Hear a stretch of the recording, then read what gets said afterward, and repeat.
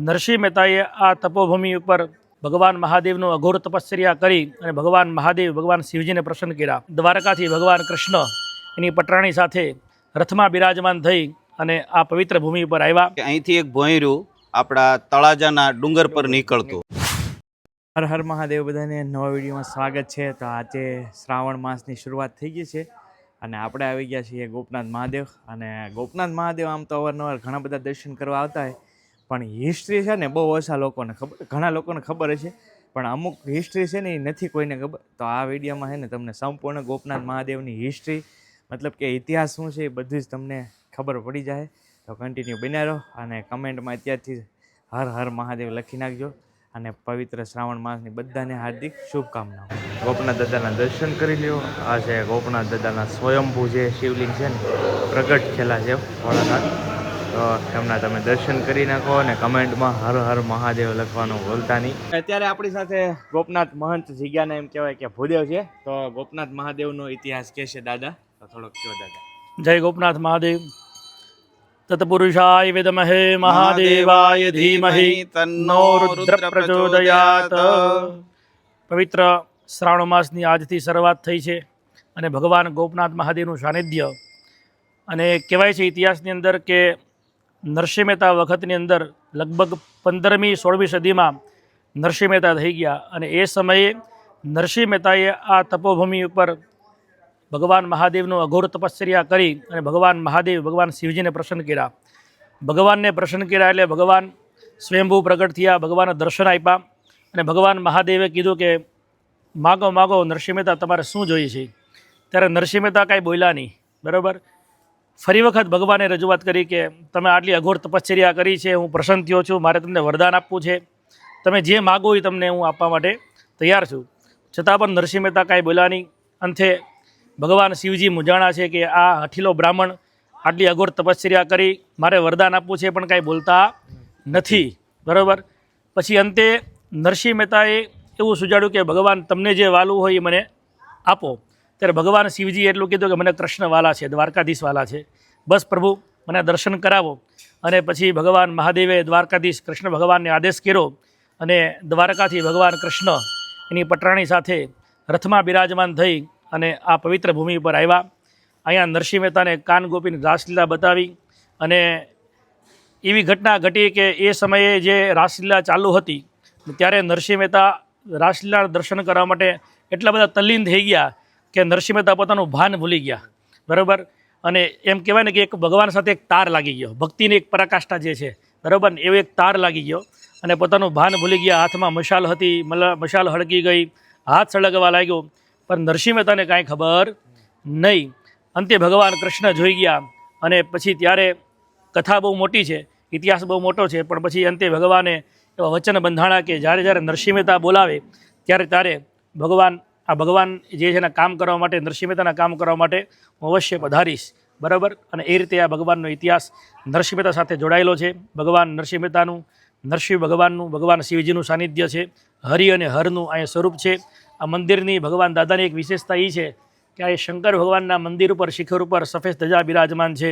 એનું પાછળનો પણ ઇતિહાસ એવો છે કે નરસિંહ મહેતાનો આદેશ અને એના કારણે અહીંયા સફેદ ધજા ભગવાનના શિખર ઉપર ચડાવવામાં આવે છે। દાદા કહેવાય છે કે મંદિર માટે અત્યારે જાણીતી વાતો એવી છે કે થોડા સમય પહેલાં જે વડીલો વાતો કરે છે એ પ્રમાણે કે અહીંથી એક ભોંયરું આપણા તળાજાના ડુંગર પર નીકળતું અને ત્યાંથી જ નરસિંહ મહેતા અહીંયા સેવા પૂજા કરવા માટે આવતા। અને બીજું મેઇન મહત્ત્વ ગોપનાથનું એ છે કે વર્ષના અમુક દિવસો સામે પૂર્વ દિશામાં સમુદ્ર છે અને એ સમુદ્રની ઉપરથી સૂર્યનું પહેલું કિરણ મંદિર સુધી પહોંચે છે। આવા વર્ષમાં અમુક દિવસો મળે છે અને ખૂબ જ જાણીતું અને ખૂબ જ યોગ્ય એવું આ મંદિર છે। અને મંદિરના ઇતિહાસને લઈને તો દાદાએ કીધું એમ ઘણી બધી વાતો છે, પણ જિંદગીમાં એકવાર દર્શન કરવા આવવું, લોકોનું કહેવું એવું પણ છે કે તમે 4 ધામની યાત્રા કર્યા પછી જો ગોપનાથ મહાદેવના દર્શન ન કરો તો ત્યાં સુધી તમારા દર્શન છે અથવા તો યાત્રા છે એ પૂર્ણ ગણાતી નથી। આવું ગોપનાથ ધામ છે, આપ બધા દર્શન કરવા પધારો। અને ખાસ કરીને શ્રાવણ મહિનો ચાલે છે, ભાઈનું કામ પણ સારું છે કે શ્રાવણ મહિનાના શરૂઆતના દિવસોમાં આપ સુધી ગોપનાથ દાદાના દર્શન પહોંચાડે છે. અસ્તુ, જય ગોપનાથ. જય ગોપરાજ.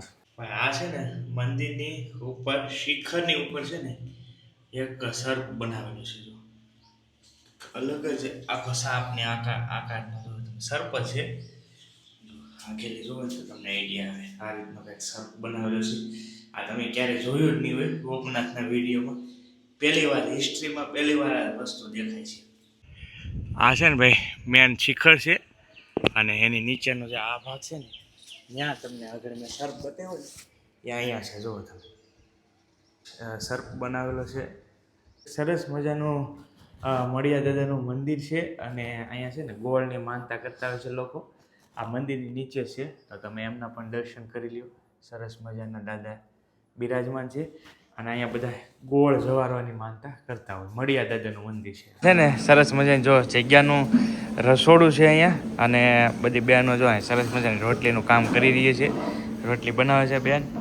તો સરસ મજાના બધા બહેનો છે ને રોટલી બનાવે છે ને આ બધું ચૂલા છે. આની ઉપર હું રોટલાનું ક્યારેક બરાબર એ રીતનું છે ભાઈ. આ બધા આ તમે બધા જુઓ ને ભાઈ ચૂલા છે. જો આની ઉપર રોટલાનું જ્યારે પણ હોય ને તાવડી પડી છે તો જો ત્યારે આની ઉપર રોટલાનું કાર્ય શરૂ હોય એ રીતનું છે. તમને સરસ મજાના 12 જ્યોતિર્લિંગના દર્શન થાય છે.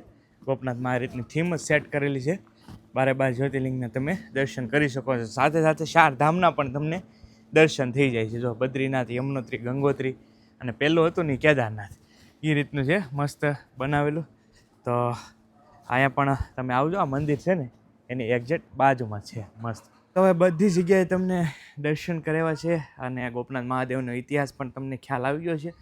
ને સરસ મજાનો છે ને ભાઈ સમુદ્ર કિનારો છે. તો દરિયા તો બહુ આઘો વી ગયેલો છે અત્યારે. તો એ પણ તમને બતાવી દો. તો સરસ મજાનો દરિયા કિનારો છે અને સાથે સાથે અહીંયા બધા સ્ટોલ પણ લાગેલા છે. અને દરિયાનું પાણી તો બહુ આઘું છે ભાઈ. ઘણું બધું આઘું છે હાલ ફિલહાલ તો એ રીતનું છે. આ જગ્યામાં તમે જોઈ શકો છો ઘણા બધા પાળિયા પણ છે અને સાથે સાથે અહીંયા છે ને અહીંયા પીપળો છે. તો અહીંયા જો અહીંયા બધા આવતા હોય છે. કાંઈ પણ અમાસની દિવસ છે કે કાંઈ પણ અસ્થિ વિસર્જનનું પણ અહીંયા છે ને ભાઈ ઘણી બધું માન છે. અસ્થિ વિસર્જનની પણ ઘણી બધી માન્યતાઓ છે. અહીંયા અસ્થિ વિસર્જન કરવાથી પિતૃને મોક્ષ મળે છે. એટલે ભાદરવી અમાસને દિવસે ભવ્ય મેળો ભરાતો હોય છે અને આમ પણ આડા દિવસે અમાસને દિવસે બધા છે એ અસ્થિ વિસર્જન કરતા હોય, સ્નાન કરતા હોય દરિયાની અંદર. આવો કાંઈક સરસ મજાનો ઇતિહાસ છે ને. સરસ મજાની કબૂતરાને શણ નાખવા માટેની એક સરસ મજાની આ રીતની ફેન્સિંગ કરીને બનાવેલું છે મસ્ત. અને આંખ બેસવા માટેનું સરસ મજાનું આરામ માટેનું અને સંપૂર્ણ મોટા ગોપનાથની આ જગ્યા છે. આ મેન મંદિર છે અને આવી સરસ મજાની જગ્યા છે. સામેની સાઈડ તમને કદાચ લાઇટ હાઉસ દેખાતું છે. કંડઈ લો લાઇટ હાઉસ છે. તો લાઇટ હાઉસ પણ સરસ મજાનું બનાવેલું છે. ડેવલપમેન્ટ છે. અહીંયાથી ગોપનાથથી લગભગ 1 થી 1.5 કિલોમીટર જેટલું થાય છે. તો ત્યાં પણ બહુ સરસ મજાનું બનાવેલું છે બધું. તો ત્યાં પણ તમે જઈ શકો છો. અહીંયા છે ને ભાઈ આમ કહો ને તો ગોપનાથની અંદર 2 ટ્રસ્ટ છે. એક બ્રહ્મશાળી જગ્યા છે અને એક મહંત જગ્યા છે. મહંત જગ્યા અને બ્રહ્મશાળી એમ કરીને 2 ટ્રસ્ટ છે ગોપનાથમાં અલગ અલગ. 2 જગ્યાની અલગ અલગ જગ્યાઓ છે. જો આ સરસ મજાનો અહીંયા પ્રતિમા બનાવેલી છે. બધા અમારા સબસ્ક્રાઈબર આવી ગયા છે. જાનમેન ને ભાઈ જાનમેનથી છે. જો હા સપોર્ટ કરજો બેન કે મારો ભાઈ સબસ્ક્રાઈબ કરી નાખો. ન કર્યું ને તો જો બધા આવ્યા છે. સરસ લો જો ભાઈ બીજા સબસ્ક્રાઈબર. કયું ગામ છે તમારું? લાપાળિયા ભાઈ. લાપાળિયાથી આખો ગ્રુપ છે. આજ છે ભાઈ દિવાહો છે ને એટલે આજ વધારે લોકો છે. બહેનો વધારે આવતી હોય છે. તો જો બધા ભેગા થઈ ગયા છે ભાઈ સબસ્ક્રાઈબર પાછા બીજા. અહીંયા હું બેઠો છું ઓલા દેવરાજની વાટે ને તો બધા આવતા જાય છે. કેમ છે હારું બધા ને? વાહ ભાઈ આમળાનું ગ્રુપ છે આખું. જો સરસ લો હાલો સરસ ચાલો રમવા. ભાઈ હું અહીંયા દેવરાજની વાટે બેઠો છું. તો અહીંથી ભાળી જાય છે મંદિરથી તો ડાયરેક્ટ અહીં આવે મારી પાસે. એવું થાય છે. હું આમ એક સાઈડ બેઠો તોય બધા આવે છે જોઈ જાય છે એવું છે. જો ભાઈ બીજું ગ્રુપ આવ્યું છે પાવઠીથી બધા હે ને. વાહ ભાઈ વાહ સરસ લ્યો. આ બધા પાવઠી થશે ભાઈ. અહીંયા છે ને બપોરે આરતી થાય છે. જોઈ શકો બપોરની આરતી છે. ભગવાન ભોળાનાથની આરતી થયેલી છે બપોરે.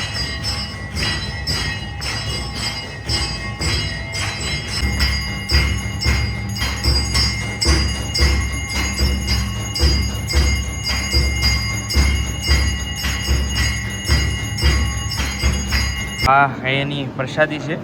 તો સરસ મજાના ગોપનાથ છે ને ભાઈ, અન્નક્ષેત્ર પણ સરસ હોય છે. તો અત્યારે જો પ્રસાદી લેવા બેઠા છીએ, બધા બેસી ગયા છીએ સરસ મજાની. તો આ રીતની કંઈક પ્રસાદી છે ગોપનાથ મહાદેવની. સ્પેશિયલ બહેનો માટે પણ અલગ વ્યવસ્થા છે. જો બે અલગ, જેન્ટ્સ લેડીઝ બે અલગ અલગ વ્યવસ્થા છે. અને બહેનોનું કાઉન્ટર છે. જો આ જેસરથી આખો ગ્રુપ છે, સબસ્ક્રાઈબર છે. ભાઈ અમે ગોપનાથ આવ્યા હતા અને મારા જૂના મિત્ર મળી ગયા છે. ગાંગાભાઈ કેમ છે? સારું ભાઈ? હા હા, તમારું આવી ગયા તમે. યાર કાંઈક શેણા જોર ગરમ વેચે છે ને ભાઈ કે બોણી નથી, મને કે બોણી કરાવો. તે કરાવી નાખી બોણી. એવું છે. હવે કાંઈ ઘટે નહીં ભાઈ. અહીંયા છે ને ભાઈ સરસ મજાનો સમુદ્ર કિનારો છે. ભરાવાની વાર છે હજી બહુ દરિયો, કેમ કે દરિયો ભરાતા કદાચ બપોર થઈ જાય આજ, એ રીતનું છે. હવે છે ને 15મી ઓગસ્ટ આવી રહી છે. આમ તો આપણે સલામી દેવા જતા જ હોય, તો સરસ મજાનું છે ને સલામી દઈને એક આને ઉપર રીલ બનાવજો ભાઈ. મસ્ત મજાનું તન્વી ચૌહાણનું ગીત આવ્યું છે HR મ્યુઝિકમાં. જો સાંભળો ખાલી. રક્ષક બનીને અખંડ રાતને રે દાડા માથડે કાયમ ઝીલિયું ભામોત વંદન મારા દેશના વીરોને. વંદન મારા દેશના વીરોને. બહુ સરસ મજાનો સોંગ છે, શબ્દો બહુ સારા છે. તો એકવાર અવશ્ય વિઝિટ કરજો HR મ્યુઝિક ચેનલ અને મ્યુઝિક નિહાળો અને એક એક રીલ બનાવો બધા. તો ચાલો ભાઈ, આજનો વિડીયો કેવો લાગ્યો એ ખાસ કોમેન્ટ અંદર કહેજો. વિડીયો ગમ્યો હોય તો લાઈક શેર સબસ્ક્રાઈબ કરજો. બહુ માણસો આવી ગયું છે ભાઈ, ઘણું બધું પબ્લિક ભરાઈ ગયું છે. તો આજનો વિડીયો અહીંયા પૂરો કરીએ. કમેન્ટની અંદર હર હર મહાદેવ લખી નાખજો. ચાલો મળીએ બીજા બ્લોગમાં. બાય બાય બધા. જય જય મહાદેવ મહાદેવ.